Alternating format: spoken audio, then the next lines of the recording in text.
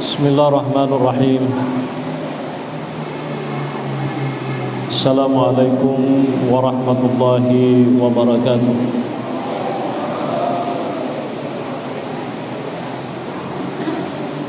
Alhamdulillahilladzi bi ni'matihi tatimmus shalihat.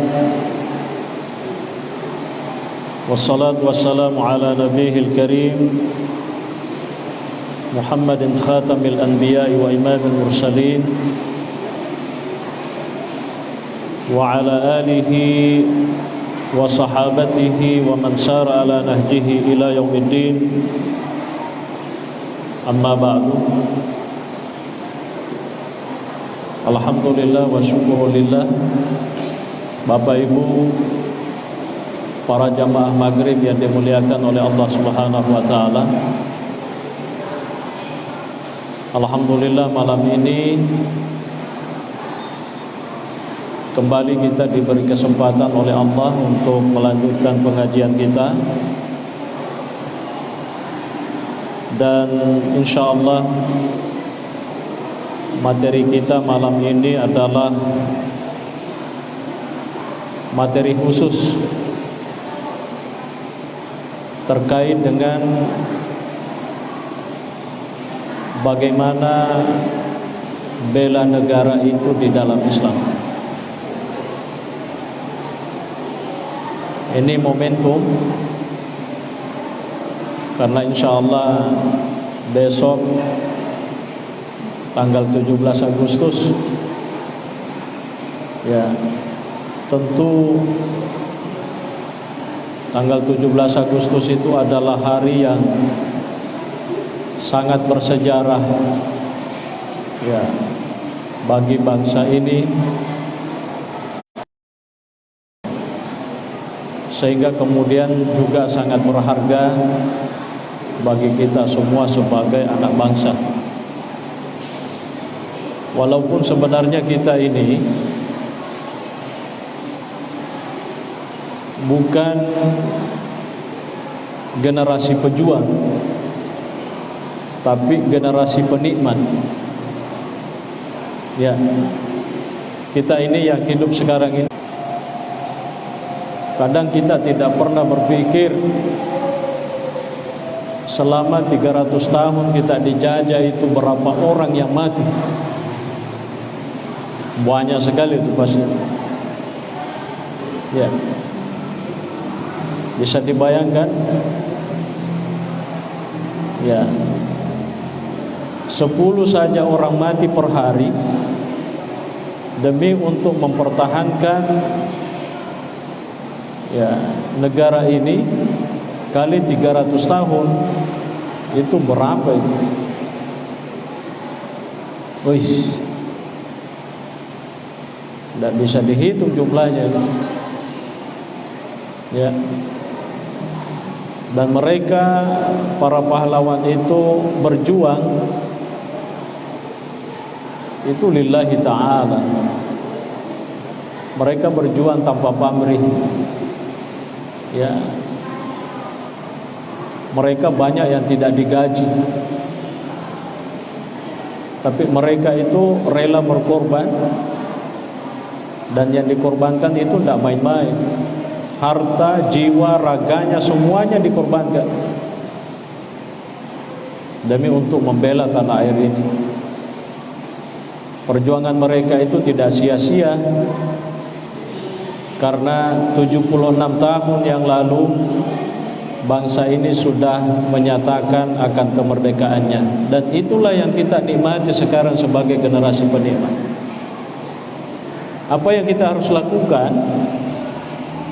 Tentu paling tidak kita berterima kasih kepada para pejuang-pejuang, para pahlawan-pahlawan.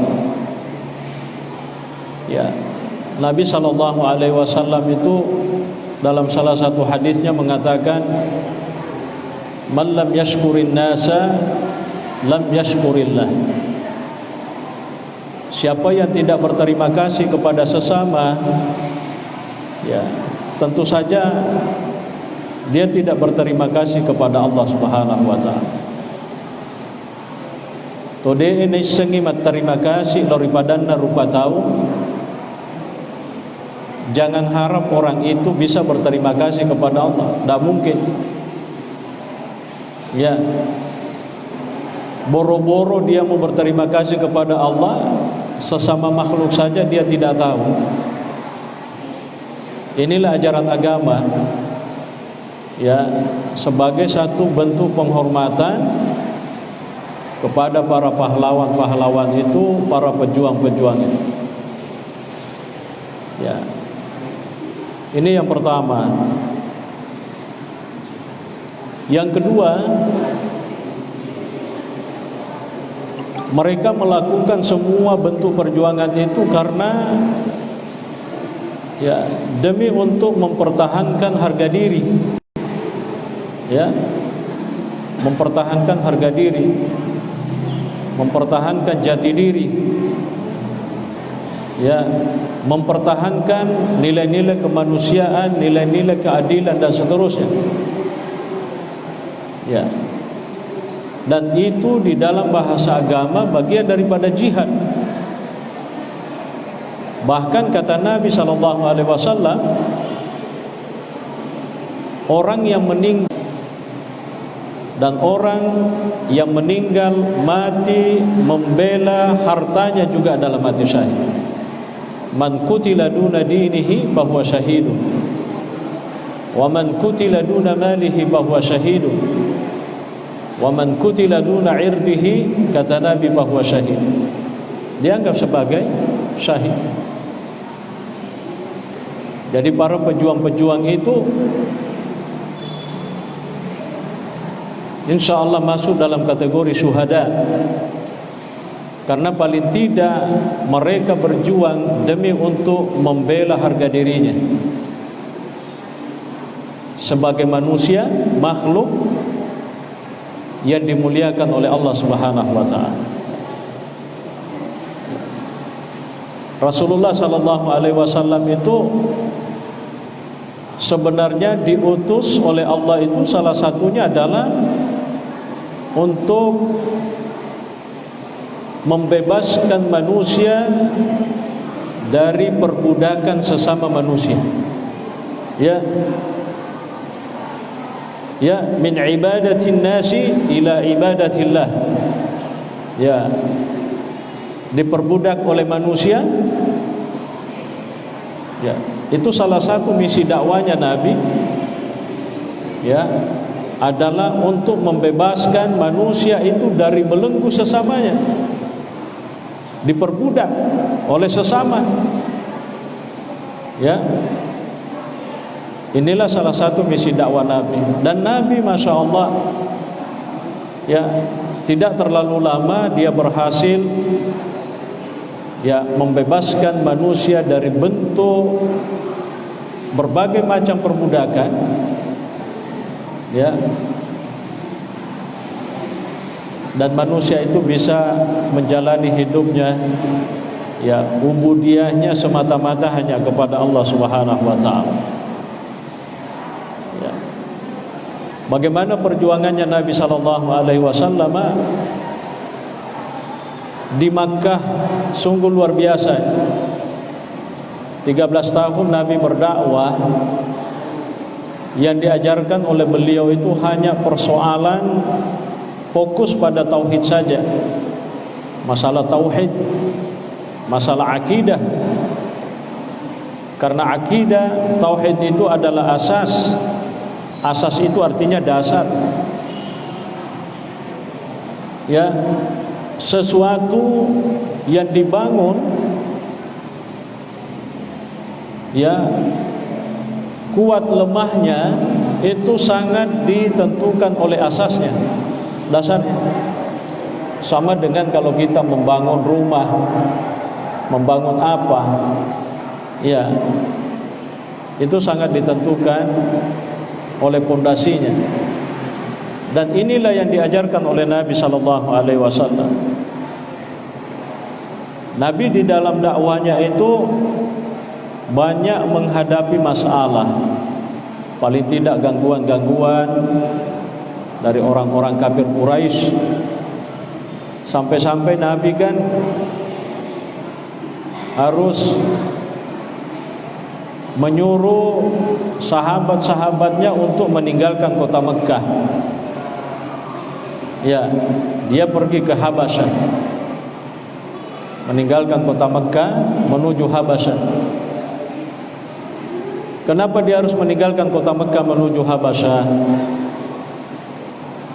Karena kehidupan Nabi bersama sahabat itu ketika di Mekah itu tidak bisa dikendalikan, tidak bisa dibendung.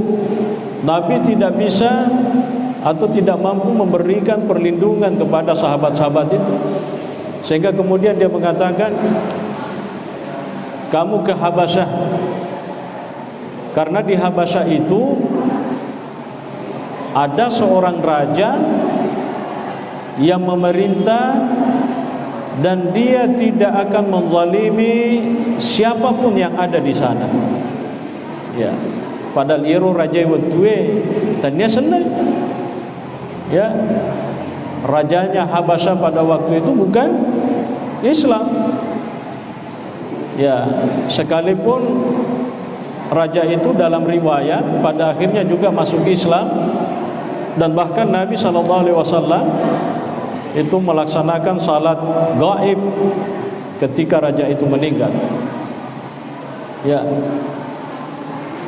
kenapa Nabi menyuruh para sahabat itu untuk mencari aman? Karena di Mekah itu dianggap kehidupan mereka itu terancam. Ya, mereka tidak aman. Ada bentuk penjajahan di situ, sehingga harus mencari tempat yang kira-kira bisa memberikan kenyamanan, tidak ada gangguan dan seterusnya. Maka dipilihlah Habasyah. Ya, itu satu bentuk perjuangan Nabi SAW. Kalau bentuk perjuangan ini kita bawa ke sejarah perjalanan bangsa ini, ya tidak jauh beda. Kita dijajah, ya, di negeri sendiri. Ya, terpaksa kita mencari aman. Ada yang lari ke hutan, ada yang lari kemana. Itu demi untuk mencari tempat yang kira-kira lebih aman dari gangguan. Ya. Dan itu berlangsung sangat lama, Bapak Ibu sekalian. Makanya sekali lagi kita bersyukur. Kalaupun hidup itu ya seperti itu tadi begitu lama berlangsung, tapi alhamdulillah hari ini ya tidak seperti itu lagi. Ya, tidak seperti itu lagi. Kita paling tidak kalau kita tidak mampu seperti yang lain, ya paling tidak yang kita harus lakukan itu adalah menghargai simbol-simbol negara itu. Ya, kode nang kayulle lokam musuh. Kita tidak pernah berperang, tidak pernah apa. Paling tidak simbol-simbol negara itu kita harus hargai, kita harus hormati. Ya, kenapa? Karena simbol-simbol itu tidak ada dengan begitu saja, tapi itu ya setelah ya proses panjang. Ya, pada nih contohnya. Ya, hormat ke bendera kan? Ya, hormat kepada bendera. Ya, itu satu bentuk apresiasi kita terhadap bangsa ini. Sebenarnya ketika kita hormat kepada bendera itu, bukan bendera itu yang dihormati. Ya, substansinya bukan bendera itu yang dihormati. Tetapi ketika menghormati bendera, substansinya itu adalah menghormati perjuangan di balik semua itu, sehingga kemudian ketika perjuangan itu berhasil, maka bendera itu bisa berkibar.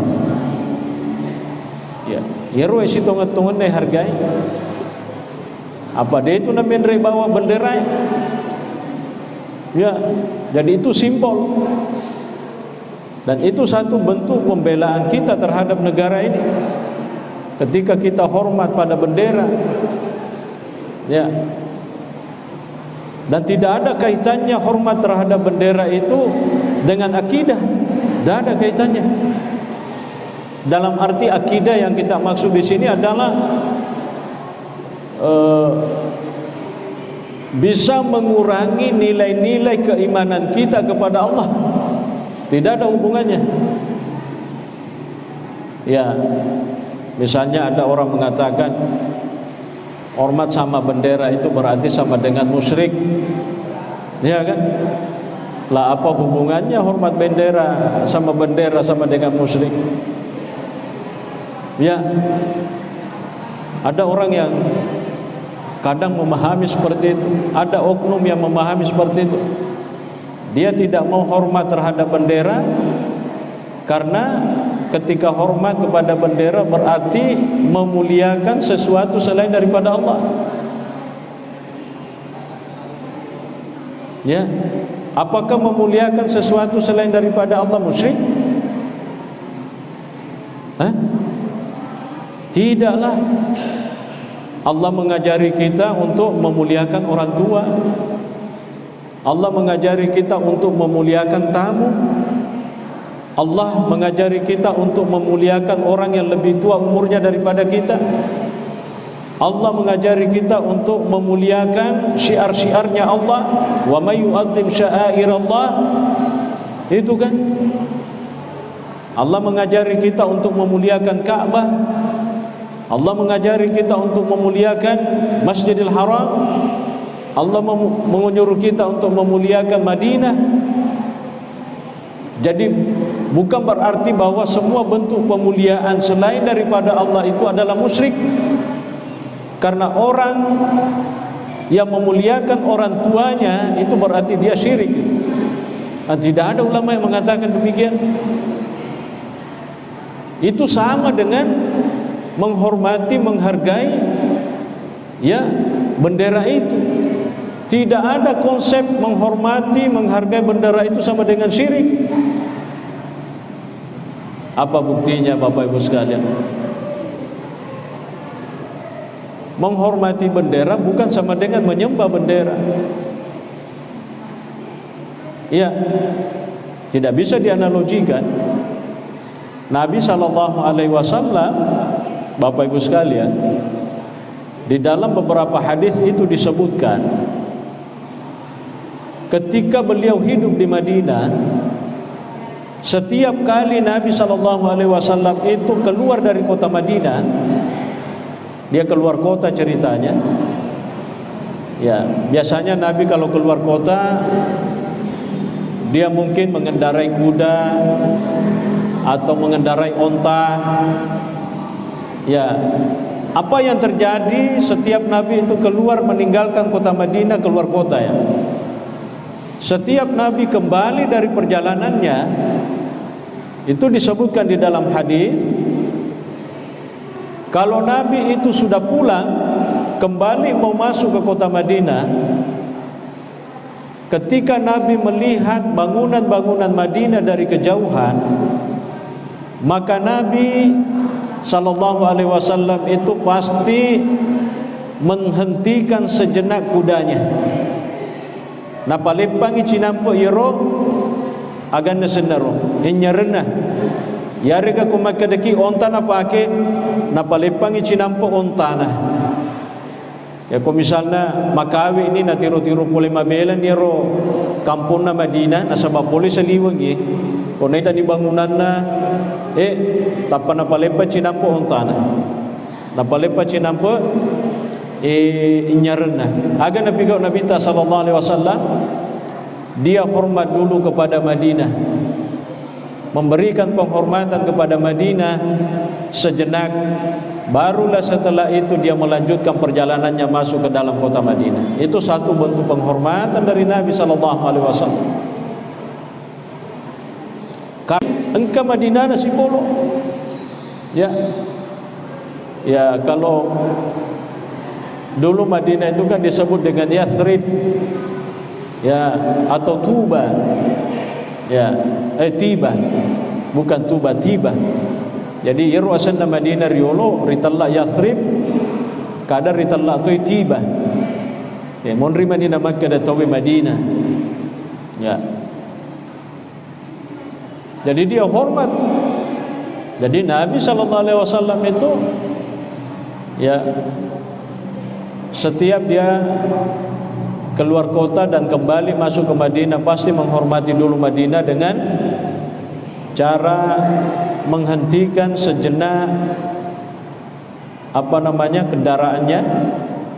Apakah yang dipakai waktu itu adalah kuda atau onta, maka dia pasti dia hormati. Ya, dia hormati. Ini sebagai satu bentuk pembelaan terhadap tanah air. Ya, sehingga kemuliaan-kemuliaan Madinah itu banyak sekali. Ya, termasuk juga Makkah, itu kemuliaannya banyak sekali. Nah, selanjutnya Bapak Ibu sekalian, satu bentuk pembelaan negara, ya, seperti yang saya sampaikan, adalah menghormati simbol-simbol, ya, negara itu. Jadi kayak bendera itu dihormati, ya, untuk mengenang, ya, betapa perjuangan yang telah dilakukan oleh para pendahulu-pendahulu kita itu luar biasa. Ya, kalau itu mau dibayar, saya kira kita tidak mampu itu. Ya, karena yang mereka korbankan bukan hanya materi, tapi jiwa raganya juga dikorbankan. Nah, dia mulai maja iron umatkuan. Ya, kalau dalam bentuk materi yang kita membayarkan, mungkin ada jalannya. Tapi kalau jiwa raganya yang mau dibayar, apa yang bisa kita tebuskan? Tidak bisa, tidak ada. Jadi kita hanya mendoakan sajalah. Ya, kalau dalam bahasa Nabi SAW itu, ya, dikatakan siapa saja yang telah berbuat baik kepadamu, maka balaslah kebajikannya itu. Kalau kamu tidak mampu membalasnya, paling tidak doakanlah dia. Ya. Man asda ilaika ma'rufan fakafi'u, fa illam tastati fad'u lahu bil khairi. Ya, siapa yang telah melakukan satu bentuk kebajikan kepadamu, maka balaslah bentuk kebajikannya itu. Kalau kita tidak mampu membalasnya, paling tidak kata Nabi, doakanlah orang itu. Apa yang kita bisa balaskan terhadap perjuangan orang-orang tua kita dahulu? Aga melo diwalekengi, dega aga. Napa ni ko melo diwale deg diulei. Tapi paling tidak kata Nabi, satu bentuk, ya,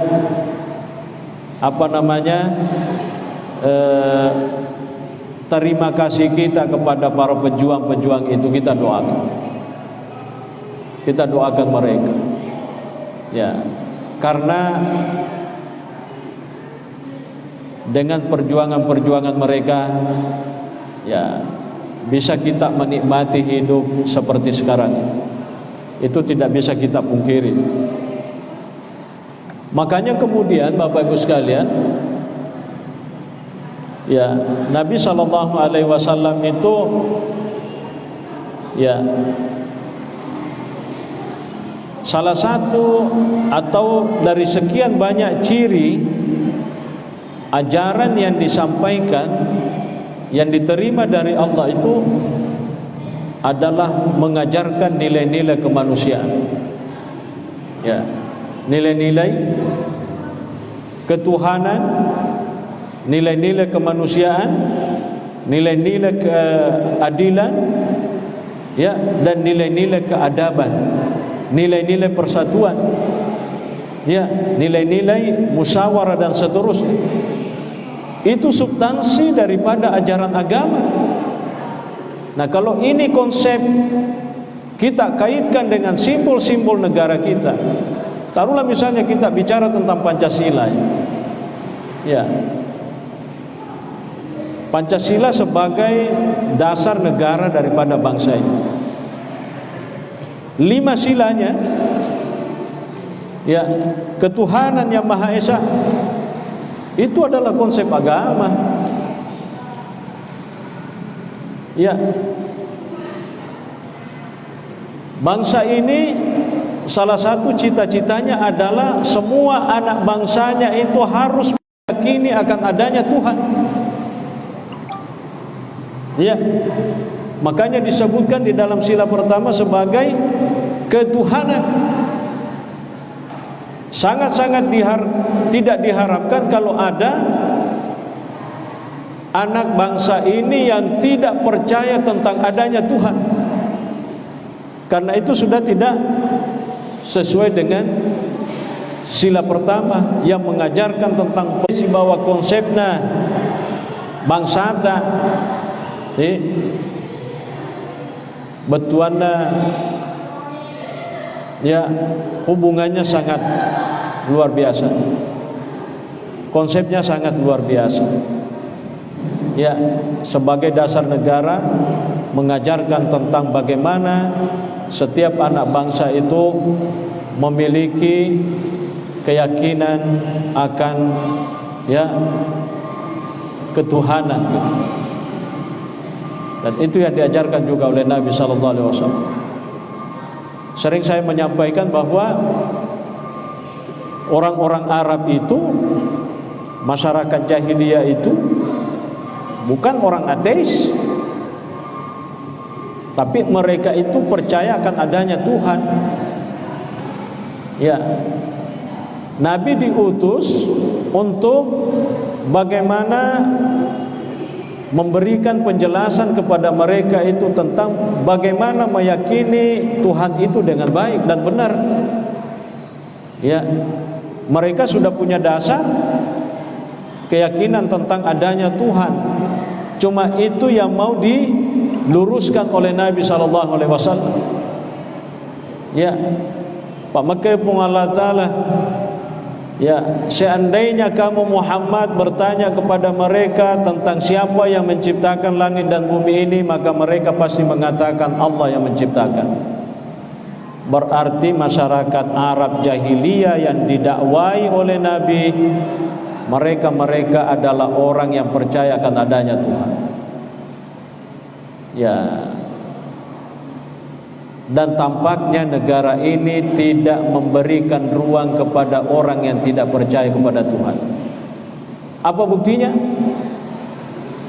Buktinya adalah dia telah merumuskan Pancasila,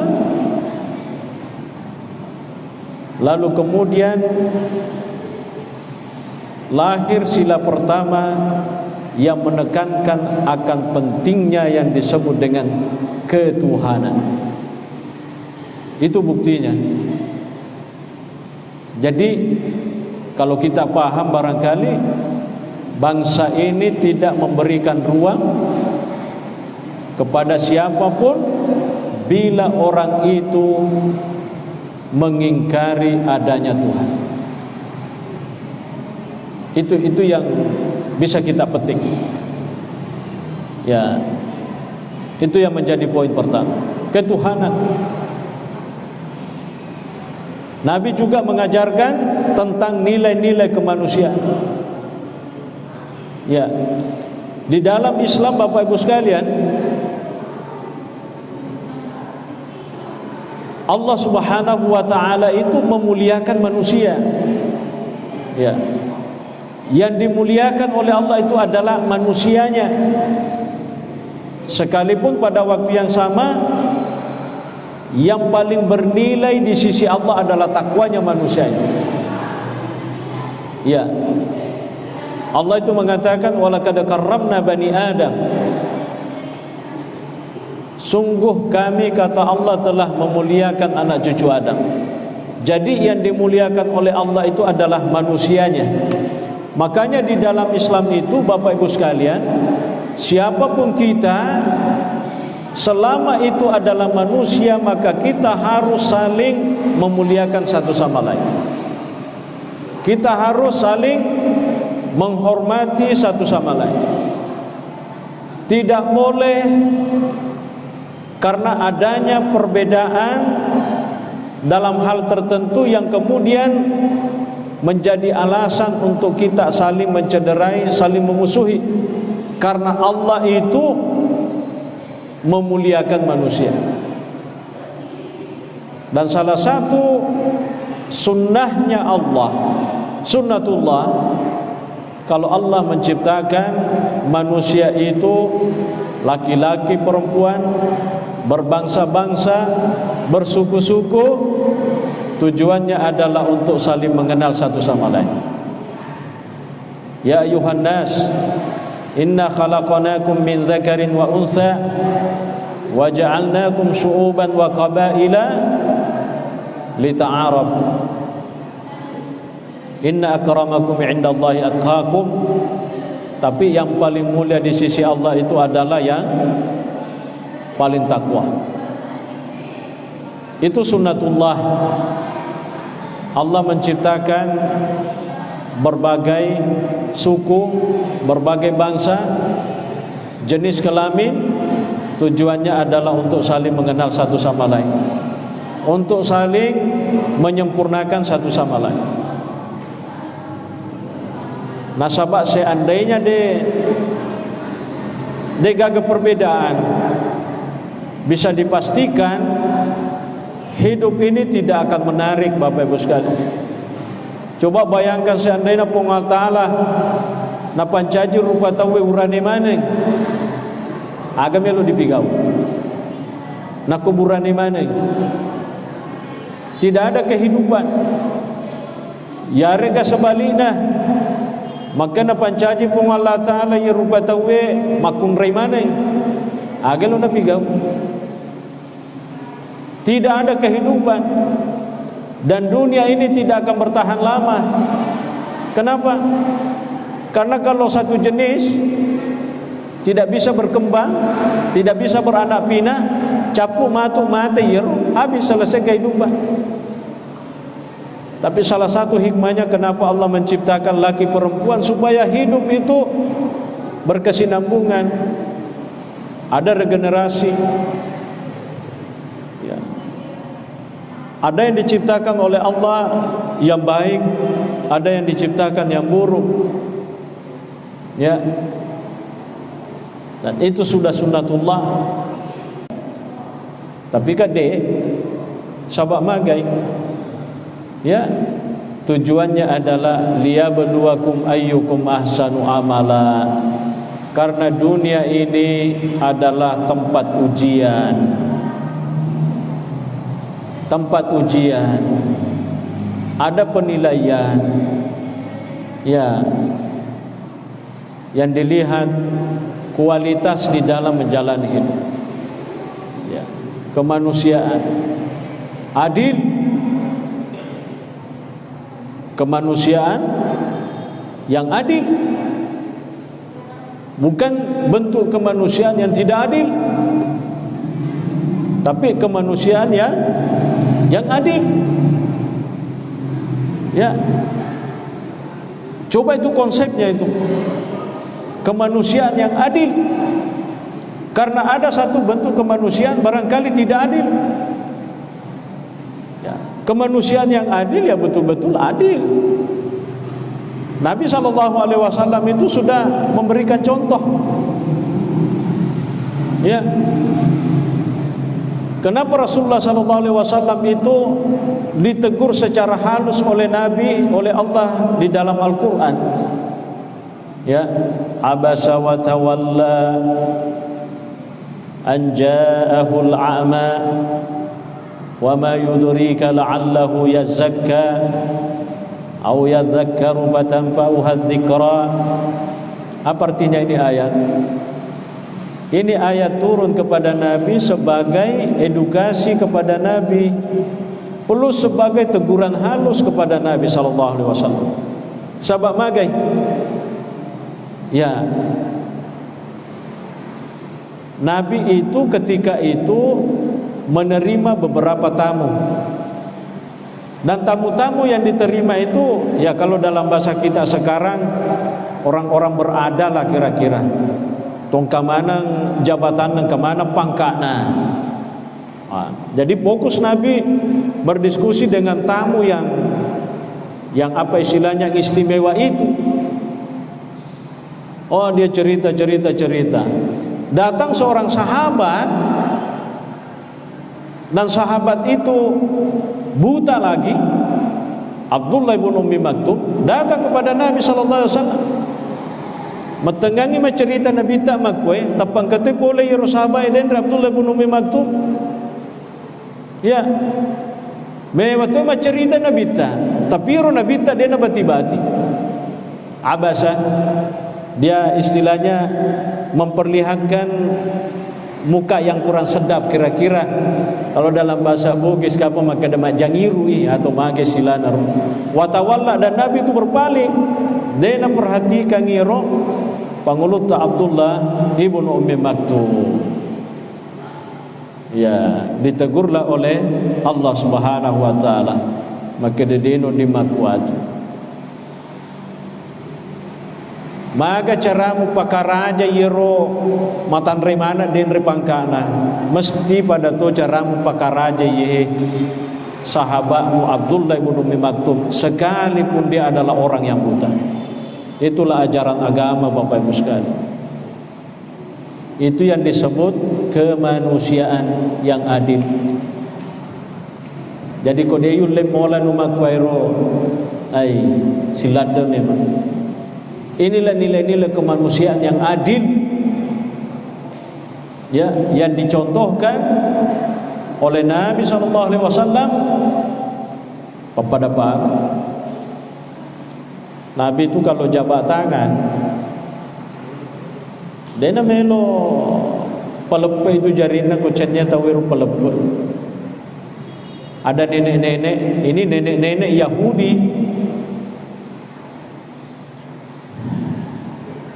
ketemu dengan Nabi sallallahu alaihi wasallam. Ya, dikasih buah-buahan. Siapa yang dikasih buah-buahan? Nenek-nenek ini yang dikasih buah-buahan. Nenek-nenek ini yang kasih buah-buahan Nabi. Nandre Nabi sallallahu alaihi wasallam. Maka nenek-nenek na pudangi Nabi ta maka da meraga. Macam ni buah. Magelok buah. Maka Nabi ta lewat gelok na. Padahal lewat cuka na. Maka Nabi ta magelok. Nabi selalu berusaha untuk tidak mengecewakan. Ya, itulah Nabi sallallahu alaihi wasallam, betul-betul ya kemanusiaan yang adil dan sangat-sangat beradab gitu. Sangat-sangat beradab. Mon ini malampe mau baik. Ya, malampe mau baik. Intinya ya saya mencoba menjelaskan itu poin-poinnya, sila-silanya Pancasila itu kita kaitkan dengan agama ya, supaya kita memahami dan sadar betul bahwa apa yang tertuang di dalam sila-sila Pancasila itu sesungguhnya bagian daripada aktualisasi nilai-nilai ajaran agama, termasuk ajaran agama Islam. Sehingga kemudian ya simbol-simbol seperti ini ya kita harus jaga, pertahankan dengan baik, sekalipun memang tidak mungkin juga mau membandingkan antara Pancasila dengan Al-Quran. Ya, kalau kita membandingkan Pancasila dengan Al-Quran, ya itu juga sesuatu yang barangkali kurang tepat. Al-Quran kan mukjizat, Pancasila adalah gagasan-gagasan para pemerintah di dalam menyambut hari kemerdekaan bangsa ini. Mudah-mudahan Allah Subhanahu wa taala senantiasa meridai kita semua. Allahu a'lamu bissawab. Al-Fatihah.